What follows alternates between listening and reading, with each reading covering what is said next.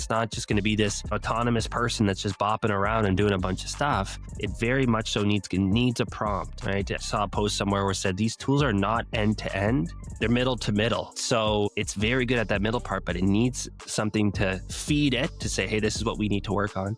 And then at the end, as in a lot of mortgage brokers I work with, they're still looking at it, right? And saying, yep, is this output actually what I want from this? Okay, and I'll end it. I'll be the end. So I'm the beginning and I'm the end. And I think that's very true. And I think the more and more I use these tools, the more and more I'm vindicated in that view. And so what's the point? The point is that AI, Mortgage AI as its own app doesn't make a ton of sense, because any tool you build is going to need all this context from these different places. What might start making a lot more sense is just existing tools like Velocity, like BluMortgage, like all these other ones out there, just start embedding AI capabilities within it. Hello, everyone. Welcome back to another episode of Mortgage Tech Talks. This week, I started out when I was doing this episode looking for AI tools for mortgage brokers. So not tools that mortgage brokers are using like ChatGPT or Fathom, but tools that are specifically made for mortgage brokers. There's got to be some out there. And I started doing some research, and it took a pretty interesting turn, I guess, by research, and in turn, the whole episode. It took a interesting detour, but I think we landed in a pretty interesting place and a pretty interesting discussion that followed. So maybe you've done that before and you want to see if my experience was the same, or you're just genuinely curious of what actually happened when I started this research. In either case, it's a fun episode. We'll see you on the other side. Okay, so I wanted to make this podcast episode about AI tools for mortgage brokers, and not just, hey, how are mortgage brokers using AI? That's something, right? Like someone could go on and use ChatGPT, and that's a mortgage broker using AI, and that's valid, and we'll get to that in this episode. But I wanted to go out and find the very specific tools that are built specifically for mortgage brokers with AI in mind. And so, the corollary, or the thing that it's related to, is things like BluMortgage. It's a CRM specifically for mortgage brokers, or even Velocity, right? It's a tool made specifically for mortgage brokers. You couldn't be a plumber. Maybe that's the bar we'll use and say, hey, I want and use Velocity. It wouldn't make any sense. You can't be a plumber and use BluMortgage. It wouldn't make any sense, right? So I wanted to find these tools that were specifically tailor-made for mortgage brokers. So that's what I went out to do. So I wanted to, I guess, in this episode, take you along in this discovery journey. And I got to a pretty interesting conclusion quite quickly, and I wonder if you'll get there too. But follow along. I'm going to share my screen just for a second. I'll explain it too again for those just listening. But basically, where I started was a Google search. I mean, that's the old-fashioned way, I guess. But yeah, so let's start there. So I did a Google search, and you can do the same. I just said AI tools for mortgage brokers. So you have some sponsored stuff here. So you have OpenAI, ChatGPT for finance. That's interesting, where really it's just a landing page about ChatGPT and how it's used in finance. So that's interesting. We'll get back to that in a second. Then you got Newton here, which says designed for mortgage brokers, tool for mortgage brokers. So they're probably not really bidding on the AI tool for mortgage broker. They're probably bidding on the tool for mortgage broker part. And then you get into Deeded. That's Reuven. He's been on the podcast, and they have some stuff here. But yeah, other things here. I look through and I see a lot of little tools. But when I click into them, and I'm not going to click in all of them, but when I click into some of them, like this one here, you can see we got ChatGPT, we got Bard, we got Copy AI, we got Grammarly, we got some of these different tools here. So that was the Google search. So I guess not too satisfying to begin with. But I thought, oh, maybe it's just because I, wasn't a very sophisticated Google search, and maybe I didn't click through every single link and find what I needed. And I thought to myself, hey, usually ChatGPT is a good tool at cutting through that noise. So again, what are the best AI tools for mortgage brokers? And we come in here, and you can see they talk about Voiceflow. That's like a dialer for you. Document generation, OCR extraction. I thought that was interesting. Copy AI for document writing. A chat bot like Mobile Monkey or ManyChat. General Assistant ChatGPT, and so on and so on. And then it talks about even some companies like Rocket who are using AI within their business. But yeah, could a plumber use these things? I remember that's the bar that I'm trying to find here, where I'm trying to find a tool that only a mortgage broker could use, not a plumber or something else. And I'm just giving you the high level. I went a little bit deeper on this, and probably went deep for another 20 minutes. And the punchline is not really. That's the crazy part of this all. And so this episode might take a little bit of a turn where I won't go through. Maybe I'll chat about a couple of these tools, I guess, just for curiosity for someone who maybe clicked this and was hoping to get some cool tips on tools they could use. I'll give you the high level, but I want to spend a good amount of time too talking about, well, where are these tools, right? Why isn't there a BluMortgage, but the AI version, right? Or why isn't there a Velocity, but the AI version? And is that the right way to even kind of phrase it? So I want to get into that a little bit, but let's just start. There's a ChatGPT, there was the Google, there were the links I clicked into, a couple examples we showed, but what were the themes? What were the things that kind of bubbled to the surface? And really, I'd say there was four very common ones that I kept hearing. Number one was ChatGPT, obviously, right? ChatGPT ain't go away, or Bard, I guess not Bard, I think it's Gemini now, but Gemini, Perplexity, DeepMind for those who use the Chinese model, whatever. I swear there's one I'm missing. Claude, I guess. So just the base models, right? And I'm not going to make this a whole episode of ChatGPT, but that's an obvious one of, it's a great tool. And I've done one a couple episodes ago, and you can check it out. Great prompts to use as a mortgage broker in ChatGPT. And I did 3 really good ones. And I really love ChatGPT for so many different things. But, one of the most underrated ways I see it is using it more of a thought partner versus just a Google search. ChatGPT, common, of course. Number 2 was kind of like these AI note taking. And again, I did an episode of this maybe, 2 or 3 months ago now, where I think it's probably the tool that I'm seeing the most mortgage brokers use, right? So it's not a tool for mortgage brokers, but it's a tool that mortgage brokers are using that also a plumber could use. But yeah, I do see it being used a lot. And it's the thing where, again, these AI note takers like Fathom or like Fireflies, I was going to say Perplexity, like Fireflies, like Otter, they can join your meeting.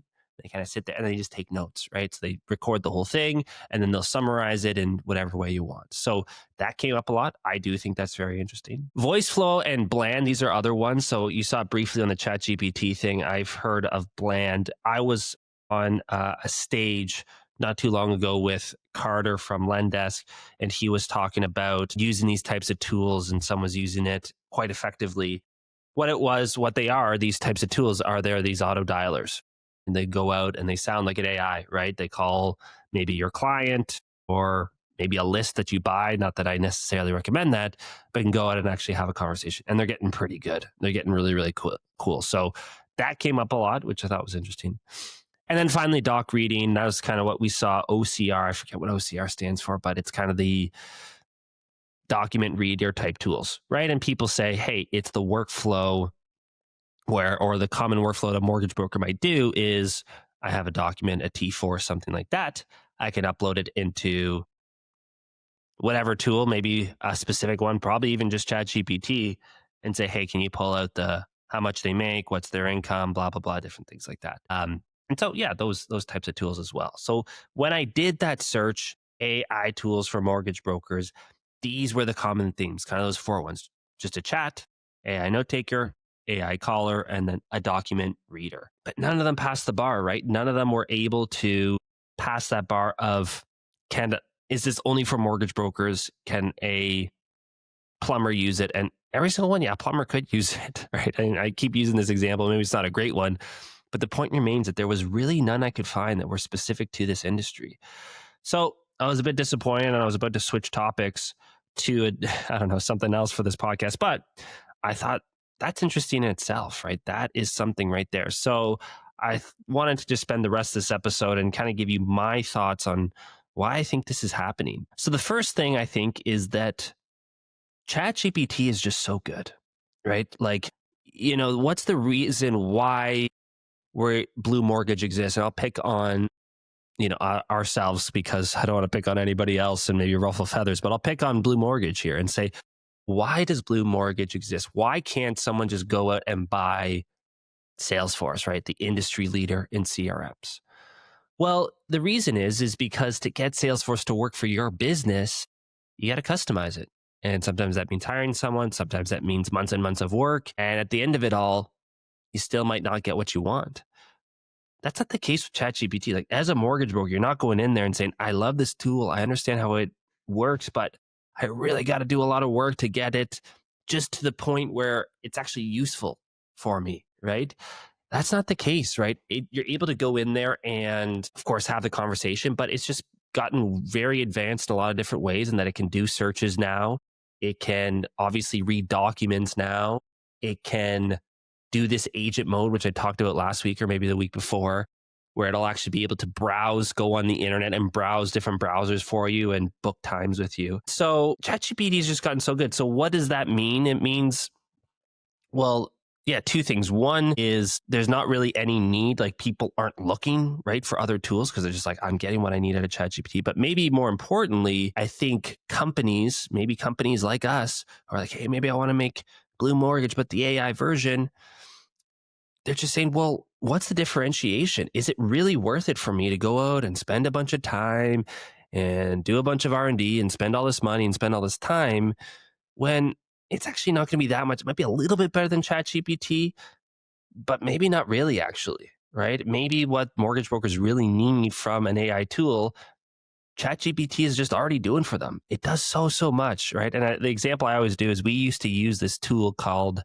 copy.ai, right? It just basically, you go in and it creates copy for you, copywriting, right? For posts or newsletters, whatever. As soon as we started using ChatGPT, we just canceled it. We don't need it anymore. And I think this is an interesting thesis. I've heard people in like Silicon Valley, I listen to certain podcasts talk about this, where they say, ChatGPT just could, eat up a bunch of these other tools. And I was looking at this, like even that document reading, right? Remember those 4 categories I said, which was ChatGPT, AI note taker, AI caller, and then a document reader. I was kind of thinking to myself, isn't that document reader maybe already a little bit irrelevant? Isn't ChatGPT eating that up? I think so. And so if you're a company or someone who wants to start a company and build a product and you're seeing this, you're probably just not terrified. I was going to use the word terrified, but you're just like, why would I go out? Why would I build AI for mortgage brokers when ChatGPT is just good enough and I got to compete with that? Like, that's my competition? No thanks, right? So it's an interesting thing where just, I guess the generic tool is already so good. And it's a funny thing too, where I think some people don't acknowledge how good it is, right? I go to a lot of conferences and people say, hey, what AI should I be using? I say, use ChatGPT. They're like, yeah, but what else? I'm like, no, not what else. Like, this thing is so good. It's so powerful. It can do so much for you. You could, spend years and years and years of trying new things and doing different things with it, and you'll still be learning and you'll still be modifying parts of your process. So I think it just is so good. And I think that's a big reason. So that's one. But the other kind of big thing I think is an interesting thing, and this is something that, again, I've been hearing in certain circles that relates to AI, especially since ChatGPT 5 came out. I think it's interesting, but it was almost like a deceleration. I thought was interesting, where, we've been telling, hey, AI is just going to accelerate, right? Because if we use ChatGPT 4, we're going to use its intelligence, and that intelligence is going to make us so much more efficient in building 5, right? And then you apply that logic in a circular way, and, the way these things perform will just be an exponential growth, and it's a winner take all, and whoever's in the lead is just going to crush anybody else. Well, that's not what we're seeing, right? Like, first of all, ChatGPT was in the lead. Now, most people have caught up to them. Grok was another one I didn't mention before, but it's Grok, Gemini. There's not like a big difference between each of these. And I thought what was also very interesting is that the difference between ChatGPT 5 and ChatGPT 4 actually wasn't that much. Like, I thought 3 to 4 was actually a pretty big jump. It was pretty cool, if I can remember back that far. Then 4 to 5, at least from a user perspective, I know they have all these benchmarks, and I honestly don't love those benchmarks because I'm like, what does this mean? What does this mean for me? But for me as a user who's using these tools on an everyday basis, I was like, it's a bit better. Sure, 5 is a bit better than 4, but not that much better. It wasn't like a mind-blowing moment where like, oh my goodness, like this thing is accelerating and this is going to just take off, right? So I think that, we're not getting this winner-take-all type mentality. And so what that means is I think there might be a little bit of a limit to AI tools. And one of the limits of this deceleration is making these limits known. It's making me think about it more. But one of those limits is that it still very much so needs context, right? It's not just going to be this autonomous person that's just bopping around and doing a bunch of stuff. It very much so needs a prompt, right? I saw a post somewhere where it said these tools are not end to end. They're middle to middle. So it's very good at that middle part, but it needs something to feed it to say, hey, this is what we need to work on. And then at the end, it needs maybe a person or another system to do something with that output, right? It's not just going to, at least in a lot of my use cases and a lot of mortgage brokers I work with, they're still looking at it, right? and saying, yep, this is output actually what I want from this. Okay. And I'll end it. I'll be the end. So I'm the beginning and I'm the end. And I think that's very true. And I think the more and more I use these tools, the more and more I'm vindicated in that view. And so what's the point? The point is that maybe it doesn't make sense as a standalone app. Maybe an AI app in itself doesn't really make a ton of sense.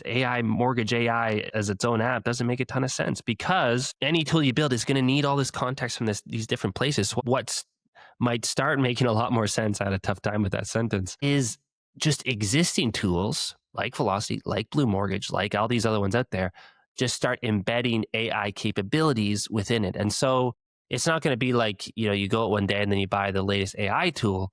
It's going to be that the tools that you're using already are embedding features and specifications that are going to use AI, but it in itself is not self-contained, right? It's not self-sufficient. It needs to be within the context of whatever workflow you're working in, whether it's just you as a human or within some software that you're already using. So those are my two big conclusions. ChatGPT is just amazing, and it might just gobble up every single other AI use case. For all the other use cases, you need context. You need it to be within something bigger. AI by itself is not self-sufficient. Maybe that's a good way to think of it. And so it needs bookends, whether that's you or whether that's another system. It needs something that's going to contain it. And maybe that's what we're going to see over the next little bit. Not standalone tools, but your existing tools getting better using these capabilities. So we'll leave it at that. That was kind of my conclusion. I thought it was an interesting one. I don't know if you guys agree or disagree, but if you do, feel free to leave some comments in the area below, and I'll get back to them as soon as I can. But hope you appreciated this episode, and we'll see you next week.